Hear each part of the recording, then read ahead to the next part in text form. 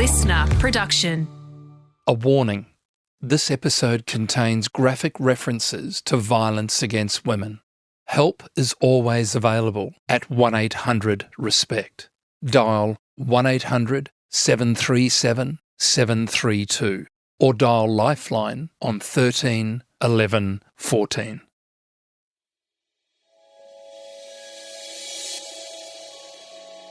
G'day, I'm former police officer Brent Sanders, and for the past 25 years I've dedicated myself to sharing what I've learnt on the force to the Australian public so they can better protect themselves from falling victim to crime. So with the help of some of the most respected current and former detectives and high-ranking law enforcement agents, we're going to pull back the curtain on what life is like on the force and what they've learned about how crime and criminals really work. These are real stories from real detectives. This week, a diverse but traumatising career of intense criminal investigations. Every police officer that was involved in this extensive incident, possibly not just mine, but ended a lot of careers. I know it was the beginning of the end for me. Luke Taylor is a 14-year veteran of the New South Wales Police Force. We actually got a hold of the recording from 000, and then we played it once. And I remember my commander at the time, he was in there, he just said, "Seal that away, that never gets played again. I don't want any other cops hearing that." Luke's passion for helping others is what saw him join the force. Tragically, it was also the reason he left the job. It doesn't have to be a nightmare. You can have it in the middle of the day. You just have certain incidents when you'll think about it and you know you're never going to be completely free from it. We'll hear about the case, which was the beginning of the end for Luke. But to start, we're going back just before the 2000 Sydney Olympics to a high-rise building in Cabramatta. Probably about 2 o'clock in the afternoon, and I remember it was quite a drizzly day. The rain was coming down, and there was a report of shots being fired in a set of units in Cabramatta, the other side of the railway line. And when we turned up, it was a set of units right next door to a primary school.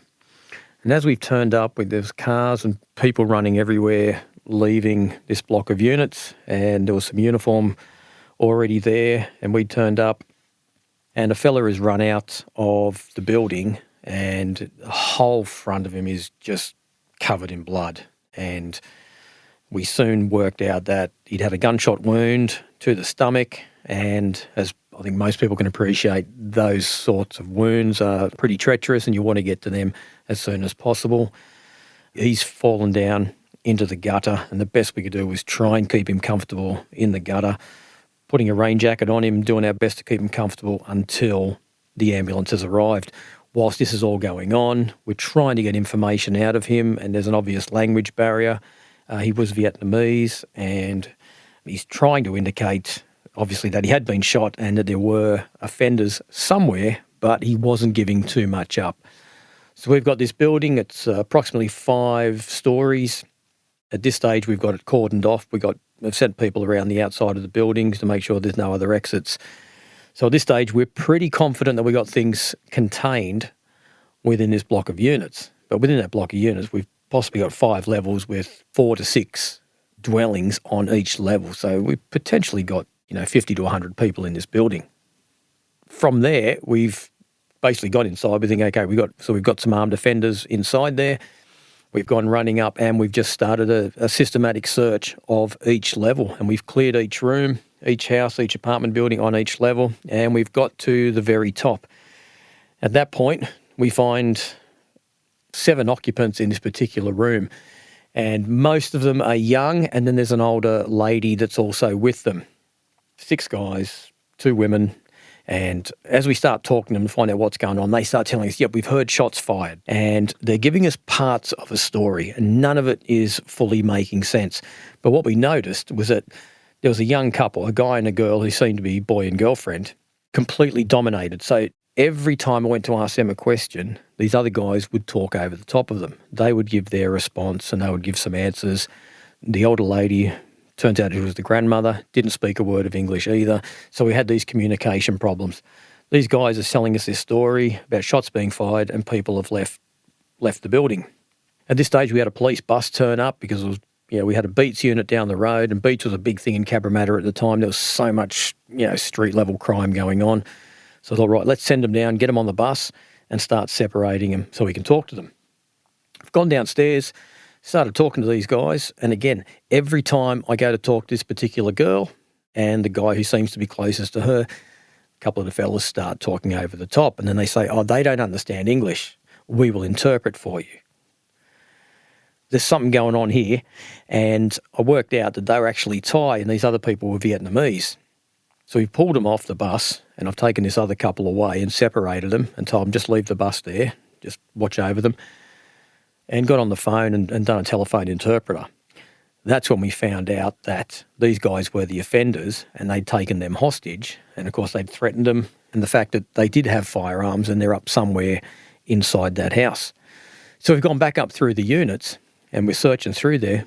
Look out the window, there's a window slightly open. So we've opened the window and had a look, and here's a couple of sawn-off shotguns that had actually been thrown out of the building and inside the schoolyard. Now, we got kids playing at lunchtime, even though it was raining. There were kids out running around at lunchtime in the playground, and here's a couple of big, dirty, great black sawn-off shotties just sitting in the playground. So we've had to send the team down there right the way around and trying to call off. We're yelling out the windows to try and get the teachers' attention to keep these kids away while we get the sawn-off shotguns, bring them in, take them back to the police station. Anyway, we're talking about 20 hours of interviews going through all of this particular incident just to get to the bottom of it. So we got one Vietnamese gang after another Vietnamese gang for drug dealing. Now, it wasn't 5T. We're talking about a time, you mentioned 2000. It was the demise of the 5T gang there that had run things pretty much with an iron fist for so long. And after the death of a few years earlier of Tri Minh Tran, they'd started to lose that control. So you had this market where everyone was a player and everyone was trying to get their piece of the pie. So there was no real control. And this was becoming such an everyday occurrence, just trying to take out and eliminate their opposition. And this is what happened in broad daylight. They went in, do a home invasion, try and get the drugs and put the others off. So the guy who'd actually come out bleeding and been shot in the stomach, he was a dealer himself as well, which is why he wasn't giving us too much information at the time.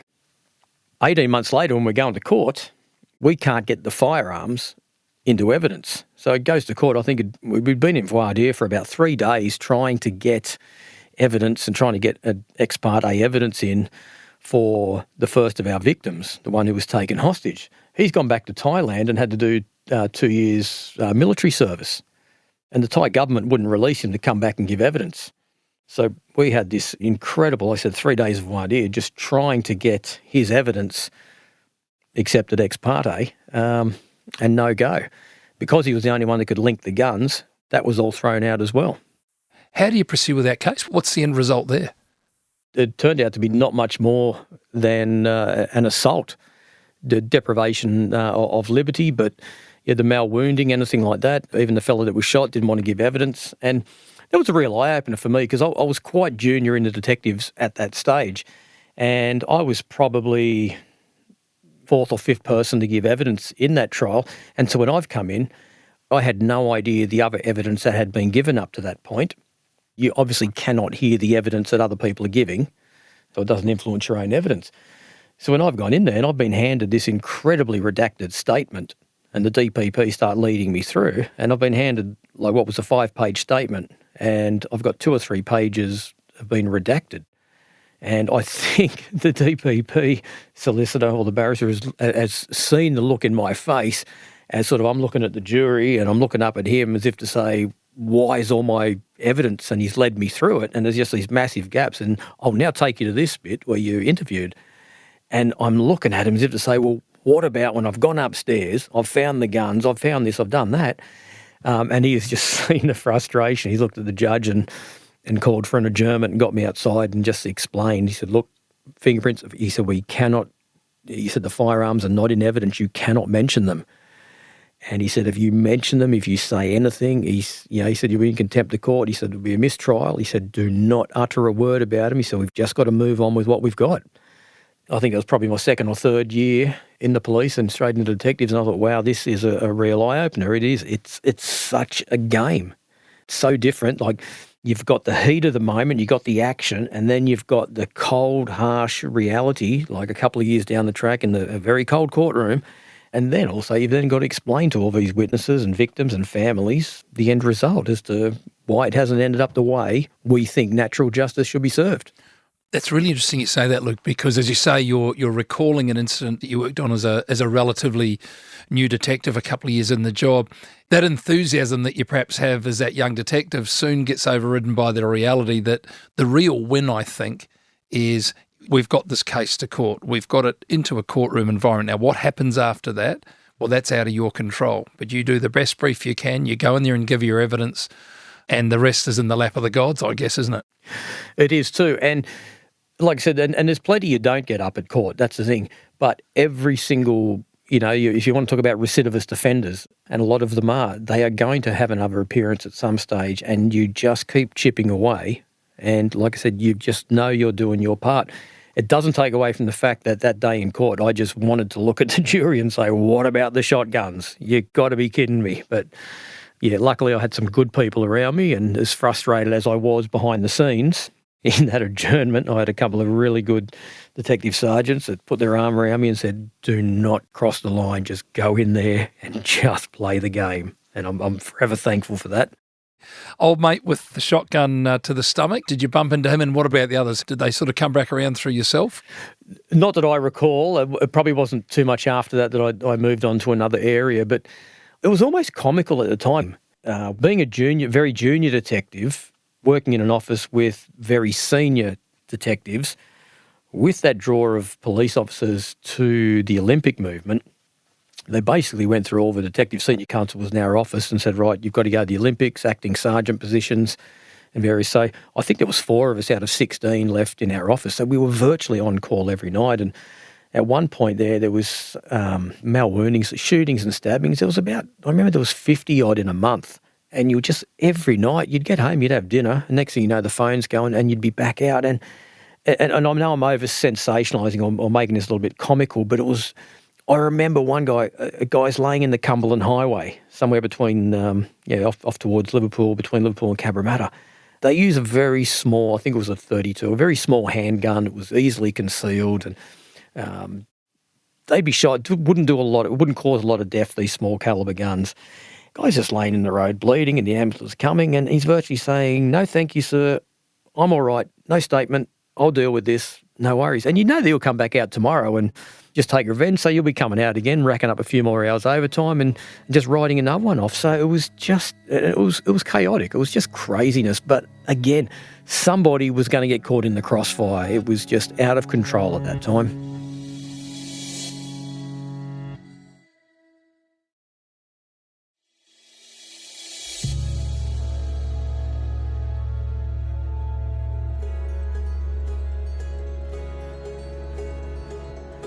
The next case that we're going to have a chat about is quite simply an exceedingly violent case. Can you walk us through this case, Luke, and your involvement in it?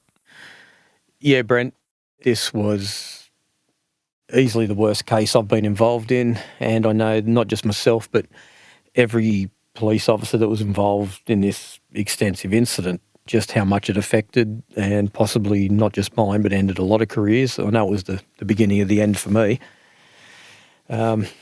So a young mother in her mid-30s, she was estranged from her husband. She was out in the west of Sydney, and the husband lived, probably an hour away. And her teenage son, who was about 19, went with the husband and lived with him. And there was a lot of drug use and mental health issues involved. And she also had a 15-year-old daughter who was in her custody, so she stayed at home with her. Now, she was a shift worker, she was a nurse, and during the night, the husband and the son decided to catch a train down and go over to see the daughter while she wasn't at home.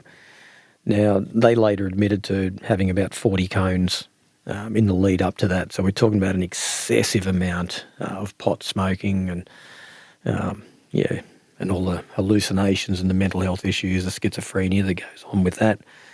So they made their way over to her house. They convinced the daughter or the sister to let them in. And during the night, they took part in some devil worshipping, and they convinced the daughter that mum had died in a car accident during the night and that a demon has possessed, or the devil has possessed her body, and that when she comes home in the morning, it's not actually mum, but a devil has taken possession of her body, and that we must exorcise the demon from her body. And they were drinking out of chalices with, red wine, pretending it was blood, and they did an upside-down pentagram on the carpet. So about 8 o'clock the next morning, when mum's come home from the night shift, basically just put the key in the screen door to open it, and they've kicked the door open from the inside, knocked her flying. And all three of them have attacked her with really large kitchen knives and started stabbing her, and she's run off through the front yard. I remember there's a couple of little girls and their mum waiting for a bus to go to school. She's run past them, they've scattered, and she's pulled out her mobile phone and started ringing 000. So for the next few minutes, 000 was recording it as she was identifying what was going on and saying, look, husband and my son and my daughter, they're killing me. She's run over the road into the house, and she's run through their hallway, taken the house phone and started to ring the police or do something. They've run in, they've knocked the phone off the walls, they've run through past their family, they've chased her into the backyard. She's run around and ended up about 3 doors down from where she started, at which point they were stabbing her in the back and different things, and she's eventually collapsed in the front yard, and they've continued to kill her in the most graphic and inhumane butchering, I think a lot of us have ever seen. And all this was recorded on 000 at the time as well. Unfortunately, you can hear her screams of anguish, and you can hear them chasing and what they're saying. The uniform guys that turned up, when they turned up, they were actually standing around the dying lady, and they were incanting devil worships, talking about Beelzebub, Mephistopheles, and saying all this weird stuff. And they were detained. They were detained and got in the back of the truck. And I think I was only a couple of minutes behind them, and got there and tried to render first aid and see the body. But she was clearly gone at that particular stage. Luke, these are stories that that like you say, they stay with you. And as you very honestly said, this was the beginning of the end for you in the job. This is a story that, I guess, coupled with so many other things that you see. I mean, this on its own in its isolation is a shocking story. But for a guy that had been in the job for many, many years, this gets to a point where you can only take so much. And in fact, there are injuries afflicted on this poor woman that are actually too graphic for us to even go into any detail to. You assisted in that investigation. You assisted with the autopsy. Obviously, it's a coroner's case, and there's no winners. It's just all ends up. It's a shocking case, isn't it, mate? Oh, completely. The amount of people that are affected, like you said, you've got people in the street, you've got neighbours, you've got family, you've got friends, and you've got, hopefully, at some stage, you've got a son and a daughter for whatever part they had in this event, and how they were affected. You just hope at some point there will be some clarity. But unfortunately for them too, if there is some sort of clarity, and then they're going to have to live with this as well. And like I said, the amount of police that were involved, and look, and I remember I think it might have been the next day when the entire office got together and we were working out the next stage of the investigation and tying things up. And we actually got a hold of the recording from 000, and we played it in our detective's office, and we actually didn't let anyone else in. It was just, and then we played it once, and I remember my commander at the time, he was in there, he just said, "Seal that away, that never gets played again. I don't want any other cops hearing that." And honestly, I don't know whether it was something that, I don't know where I'm not going to say I'm glad I heard it, but you always have curiosity. So in that way, I got to hear it, but then the other ways, I wish I'd never heard it, even though I heard it live as we were going out there at the time. It's just something you got to live with. And then even, like I said, at the pathologist over at Westmead. She worked at Westmead. She was a nurse at Westmead. And that's where the coroner's court is. And like I said, it was purely by chance. I just had a foot operation at the time, so I was the least capable of any field work. I sort of got the job of going to the coroner's there and doing the autopsy. But just the level of emotion that was going through Westmead Hospital at the time, because it was unbelievable. It's something I've never felt before, and luckily I'm out of the job and I'll never have to experience anything like that again. Can I ask you, what year was this? What year was this incident, this case? Might be about 05. You ended up leaving the job in 09.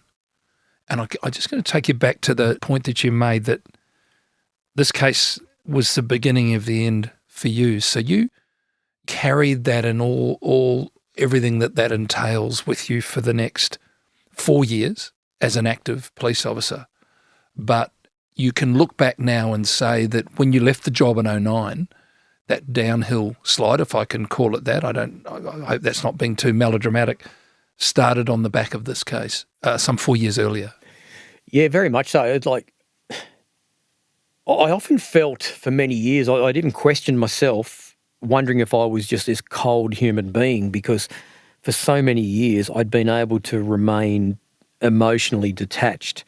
And I think a lot of that was youthful exuberance. I loved the job. I never saw myself doing anything different. I loved the investigating, the researching, and the intellectual side of everything that we did as a detective. There were times where I'm thinking, wow, am I just emotionally detached? Why aren't these things affecting me? And as a young cop growing up, and you hear about people falling off the perch, and you think it's a disease that some people catch, going off with head noises, as we used to say. And it was just a great mystery around this. You'd always see on the roster each morning all these people off long-term sick, and you'd never get to meet half of them, and it wasn't spoken about. And so I'd remained so indifferent and cold to any sort of mental health issues and getting really emotionally involved. But possibly that was the wrong way, the right way, I don't know. And I know enough now not to even question that. But this was certainly the first one that, it hit me like a ton of bricks. It's the one now I still see it. It doesn't have to be a nightmare. You can have it in the middle of the day. You just have certain incidents when you'll think about it and you're never going to be completely free from it. And it's often there were innocuous things that happened in the job, and at the time, they don't worry you. If there was adrenaline, you name it, different things going on. But then when they start to take their toll, you even start to revisit the other things. You don't recognise all those straws building up until there's that one that breaks the camel's back. But this one, the nightmares for this one were long-lasting. You left the job 2009, and please don't hesitate to pull me up if we're going into an area that you'd rather not discuss. But after 14 years in the job, your world literally came crashing down around you. Yeah, completely. Just been fighting the system, and there was a few incidents in there as well, issues that I think we all face from time to time. Issues with management and the way things are being dealt with that doesn't make your job any easier, and there's no way out. And I went to child protection, the sex crimes unit, so for the last 3 years we're working in that industry, and that was around about the time my little girl was growing up as well. And you keep fighting and fighting, and you're fighting the system, and you're trying to put on that brave face because, and I think there's a double-edged sword there, not only as police officers or military, paramilitary, you're trained and there's a certain stoicism in doing the job, but I think also the double-edged sword of also being a male, where you have this silly notion of being the provider, and you've got these paternal instincts and, patriarchy, and that's what you do in life. And you just put things off and deny it, and you just keep going and going and going. And then I woke up one morning. I remember I was in a trial. I had 3 trials going on at the same time. I was up the mid-north coast, one down in Penrith, one in Port Macquarie, and one in Taree. And there's no way I could, be at 3 district court trials all at the same time. And somehow I'm juggling 3 district trials at once, and my world just came crashing down one day in the witness box, and I couldn't be in three places at once, and I just got no support. So the judge took it out on me at Taree District Court, and I just remember trying to drive home that afternoon and just fell in a heap. And I had another judge complaining that I wasn't there, and they talked about issuing bench warrants to have me arrested. That's how crazy things became on top of everything else that was going on. And so a judge has actually phoned an assistant commissioner at crime agencies, and apparently they couldn't explain it. So they said, we're going to issue, if he doesn't appear tomorrow, we're going to issue a bench warrant. And when that call's come through, I just kept driving. I just drove back up the coast to where I was living, and at the end of the day, and I kept going straight into a doctor's, and it's the first time I've just walked in and I have just broken down. And his doctor wasn't very supportive, but he just said, you need a less stressful job. Why don't you go and grow flowers? So I took a couple of days off and went back, and this just kept going on for a while. They took my gun off me because I was unstable and showing signs. So I'm this basket case, and unfortunately, I now see it as weakness, man. I was too weak to put my hand up and say, I need help.